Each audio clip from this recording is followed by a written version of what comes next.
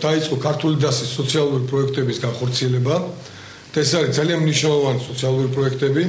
პირველი, ეს არის ის რომ თბილისში გზავრობა პენსიონერებისათვის და ღარიბი მოსახლეობისათვის გზავრობის საფასური განახილდება, ანუ ნახოთ 40 თეთრისა იქნება 20 თეთრი.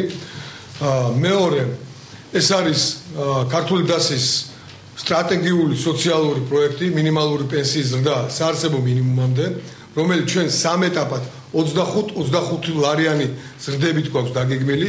უკვე მიღწეულია თბილისში 15 ლარიანი ზრდა, ანუ 1 იანვრიდან პენსიონერებისათვის უკვე გადაწყვეტილია რომ 15 ლარით გაიზრდება პენსიები, 5 ლარი დაემატა და 10 ლარით დანამატს, ესე იგი 16 მილიონი გამოიყო თბილისის ბიუჯეტიდან.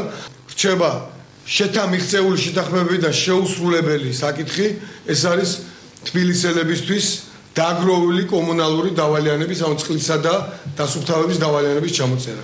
ეს არის ოქმი, რომელიც გაფორმებას მე მოვითხოვე, როცა ეს შეთანხმება დგებოდა და ამ ოქში ასახული არის ყველა ის საკითხი, რაც მოვთქვი, მე ვაცხადებ, კმაყოფილები ვართ, რომ დაიწყო ამ 10 ლარიანი ზრდით, ჯერ 5 ლარიანი და 10 ლარიანი ზრდით, მაგრამ კვლავ აყენებს საკითხს, რომ კიდევ 10 ლარი დაემატოს.